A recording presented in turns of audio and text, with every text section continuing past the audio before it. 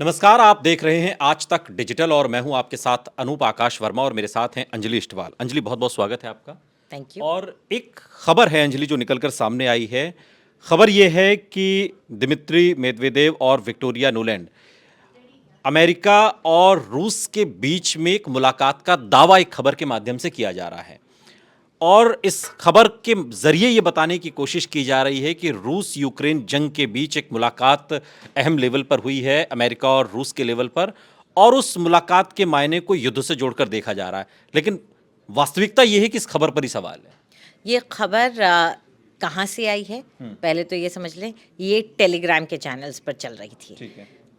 ये खबर जो है उसको खुद मॉस्को में जो टास की एजेंसी है, जो कि न्यूज़ एजेंसी है, जो कि खुद रशिया की अपनी सरकारी न्यूज़ एजेंसी है, उसने इस खबर के बारे में एक खंडन चलाया है, जो कि खुद क्रेमलिन के स्पोक्स पर्सन की ज़ुबानी है।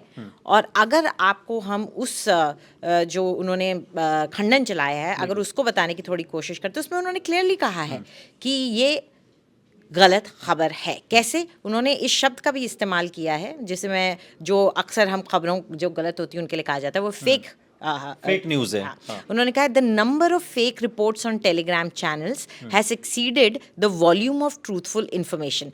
ये उन्होंने तब कहा जब उनसे सवाल पूछा गया कि वाकई में क्या यूक्रेन को लेकर कोई खास यूएस के रिप्रेजेंटेटिव के साथ कोई बातचीत हुई है रूस की, तो उस पर उनका ये जवाब था कि फेक रिपोर्ट्स जितनी हैं टेलीग्राम चैनल पर वो असली खबरों से ज़्यादा, कहीं ज़्यादा बढ़ चुकी है। तो इससे इशारा साफ है कि ये खबर, इसमें कोई सच्चाई है नहीं। हाँ, बिल्कुल। लेकिन चूंकि इस तरीके की खबर एक सामने आई और इस खबर को लेकर कुछ मीडिया चैनल में आप इस तरीके की खबरें देख रहे होंगे जिसमें दावा किया जा रहा है कि रूस और अमेरिका के बीच यूक्रेन को लेकर और युद्ध के बीच एक मुलाकात हुई, लेकिन चूंकि इस खबर का खंडन कर दिया गया और अभी अंजलि ने आपको विस्तार पूर्वक तरीके से बताया कि कि ये खबर पूरी तरीके से फेक न्यूज़ है और फेक न्यूज़ को फैलाया जा रहा है।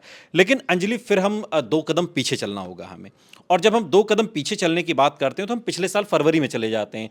फरवरी में जहां पर रूस ने यूक्रेन के ऊपर शंखनाद किया और एक तरीके से युद्ध का बिगुल बजाते हुए उस पर अटैक किया।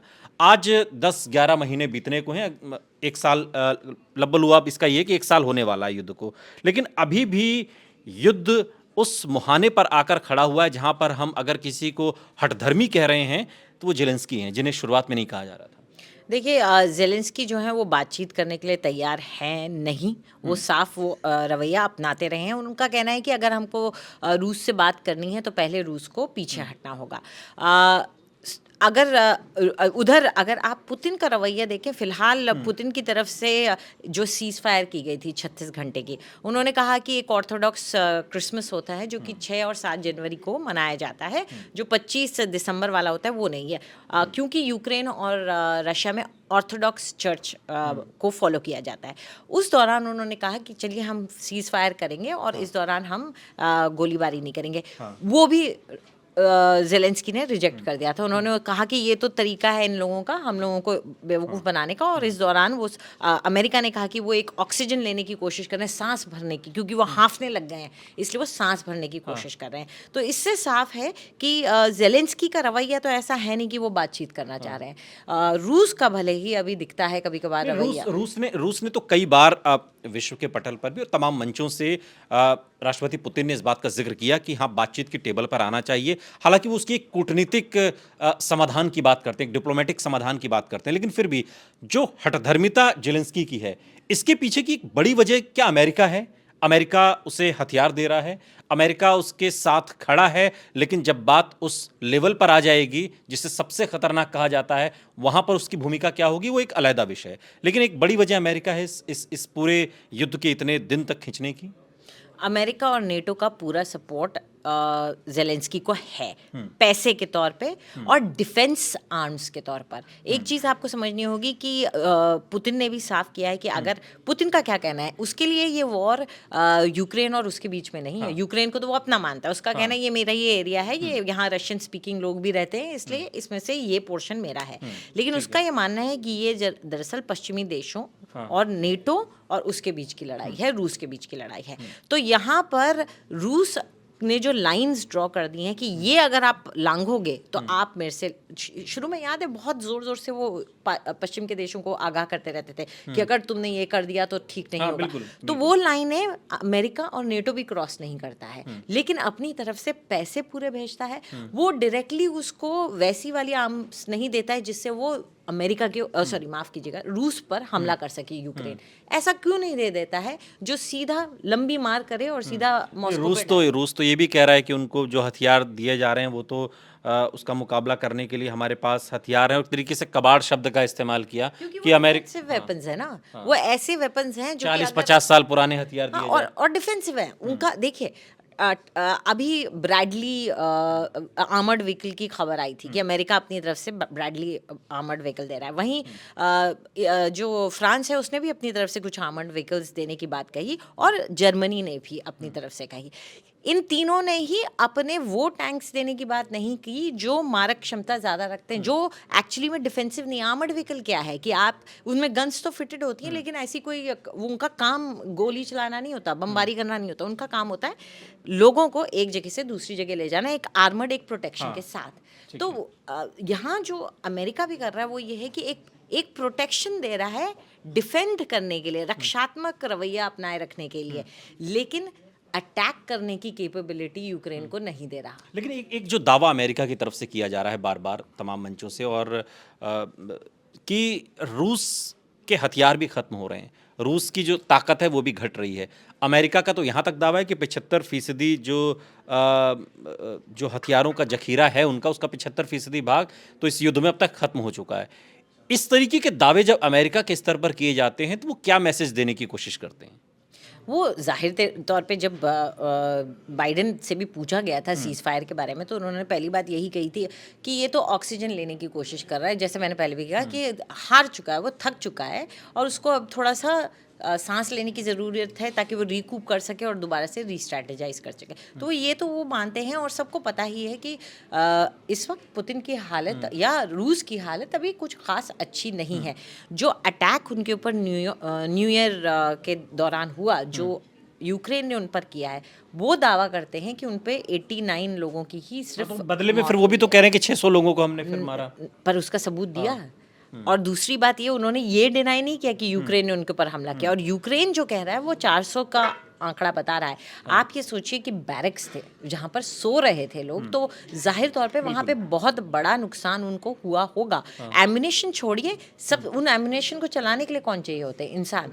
और आज की डेट में वहाँ पर पॉपुलेशन घट रही है, वहाँ पर लोग कम हैं, उन्होंने रिजर्व पर लोगों को बुलाना शुरू कर दिया है, मोबिलाइज करना शुरू कर दिया है, लोगों को सिविलियंस को पकड़कर आर्मी में डाला जा रहा है। हालत रूस की अच्छी है नहीं। लेकिन जेलेंस्की जो बात कह रहे हैं, चूंकि देखिए कोई भी युद्ध है, चाहे वो अब रूस यूक्रेन का युद्ध हो या इससे पहले के कोई तमाम युद्ध हैं, उसके दो ही रास्ते होते हैं।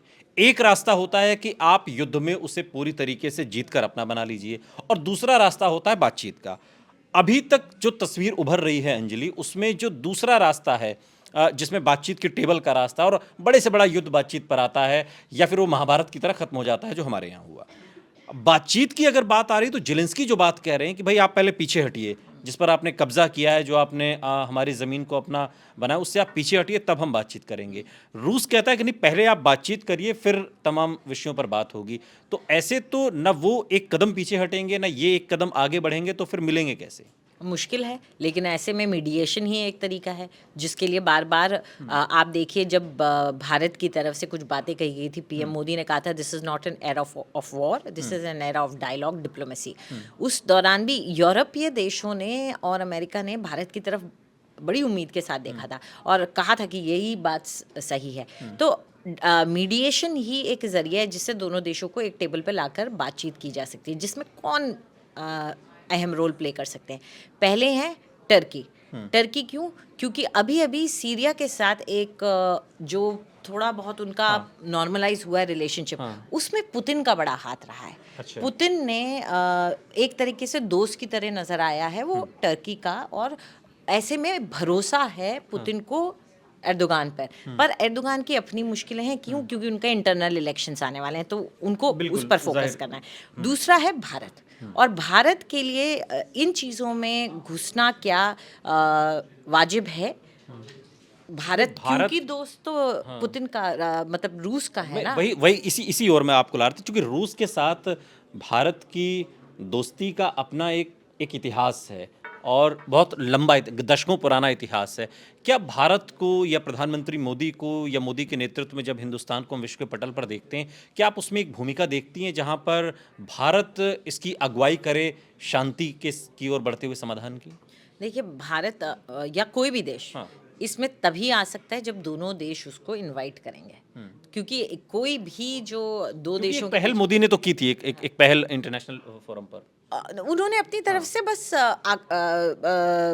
रूस से बोला था, और एक बार फोन पे भी बात की थी। उन्होंने हमेशा रूस को बस बताया था कि देखिए, ये बात जो है आपको इस बात का ख्याल रखना पड़ेगा कि ये वॉर का वक्त नहीं है। लेकिन जब तक रूस या यूक्रेन की तरफ से बुलाया नहीं जाता, तब तक तीसरा देश वहां पर नहीं बैठ सकता उस टेबल पे।